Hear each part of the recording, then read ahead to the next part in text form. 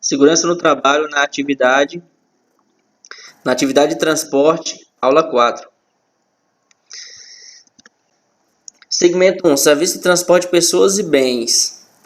Por modalidades, quando se fala em transporte rodoviário, ferroviário, marítimo, hidroviário, portuário, aéreo ou duto viário. Por objetivos transportados. Sob esta ótica, os transportes se dividem em apenas duas categorias, ou seja, transporte de pessoas ou bens, por finalidade ou utilidade. Sob essa ótica, os transportes podem ser subdivididos, em grosso modo, em meramente comercial e público, por item ou multimodalidade. Trata-se da integração de várias modalidades de sistema de transporte. Exemplos: terminais de metrô integrados ou ônibus urbanos. Segmento 2. Serviços realizados ao trânsito. Trânsito ou tráfego, isso é, movimentação, o estacionamento de veículos e pessoas pelas vias públicas. É organizado e operado pelo poder público. Serviços relacionados especificamente ao trânsito, serviços relacionados aos proprietários de veículo, transporte de passageiros, cargas e próprio veículo.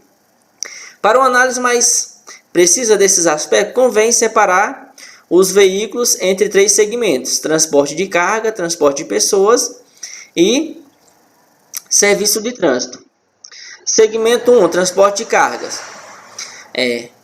O translado de carga é uma operação meramente comercial, isto é, não é considerado um serviço público. É realizado por todas as modalidades por terra, ar, águas e dutos.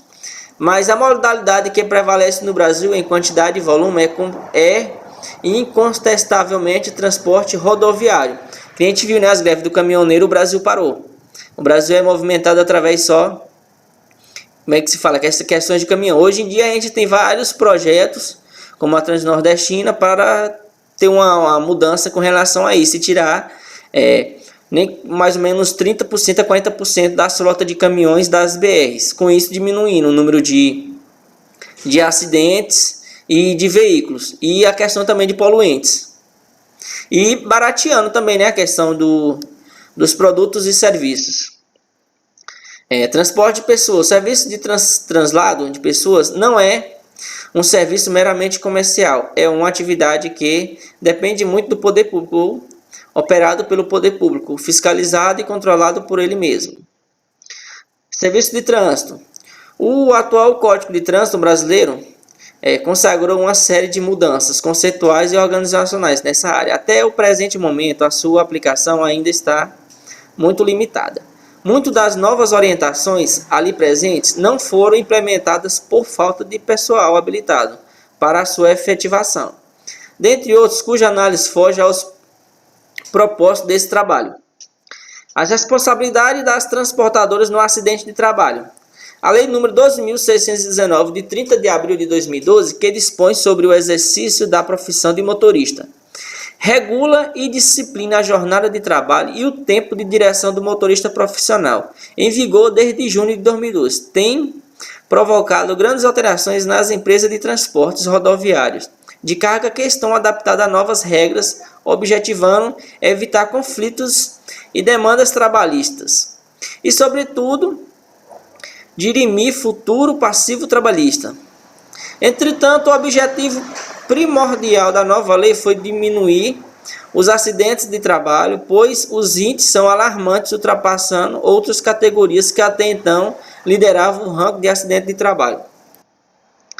As empresas de transporte rodoviário de carga devem cumprir a Lei 2.619, controlar a jornada de trabalho de seus motoristas de forma fidedigna, por meio de anotações em diário de bordo, que é muito importante que toda empresa contenha, e treine e habilite o seu condutor a estar preenchendo ele. Papeleta ou ficha de trabalho externo, meios de eletrônicos idôneos idôneos instalados nos veículos. Hoje em dia eles instalam câmera, sensores, né, de fadiga e assim por diante. As questões das horas que a gente já citou anteriormente, execução de trabalho, uso de não entorpecentes e que nem a gente já falou também que algumas empresas colocam bafômetro antes da ignição da maioria das frotas de caminhões hoje, de cargas perigosas, de carga valiosa. Em questões de acidente, que a gente citou anteriormente, que o motorista deve ser treinado e habilitado para o tal, no caso de que ocorra, para tomar as primeiras providências. Produtos perigosos são classificados por classe de risco. As questões de exposições, gases inflamáveis, líquidos inflamáveis, sólidos inflamáveis, oxidantes, substâncias tóxicas, material radioativo, corrosivo ou substâncias corrosivas, substâncias perigosas diversas, ou materiais que podem causar diversos perigos, tanto para a vida humana quanto para o meio ambiente. Aí essa foto aqui mostra um tipo de mitigação e uma pessoa treinada e com os EPIs corretos, placa de sinalização, para fazer a contenção do mesmo. Sinalização no transporte. A sinalização das substâncias a serem transportadas diferencia-se por classe, tendo como base as suas propriedades acima referidas. De forma ao transporte do meio se encontra em conformidade com as regras internacionais de transporte de produtos perigosos. É obrigatória a aplicação dos seguintes símbolos, caso a matéria a transportar possua tal características. Questões de explosivo, se for altamente inflamável, gás, a questões também de restos orgânicos perigosos, radioativos, corrosivos, oxidantes e assim por diante. Aí aqui essa foto que mostra alguns acidentes que tem, onde aqui eles colocaram areia para depois ele faz a retirada dessa areia. Essa areia com esse óleo é levada para uma cerâmica e nessa cerâmica ela é carbonizada.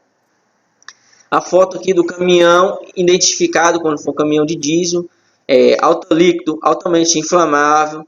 A questão da velocidade, que ele tem que ter uma velocidade controlada. Ele pode rodar em certas horas do dia nas rodovias federais e estaduais. Tem o número de emergência. O motorista deve ser um motorista treinado e habilitado para fazer o controle de pequenos vazamentos e o controle de pequenos incêndios e chamas e assim por diante. E obrigado.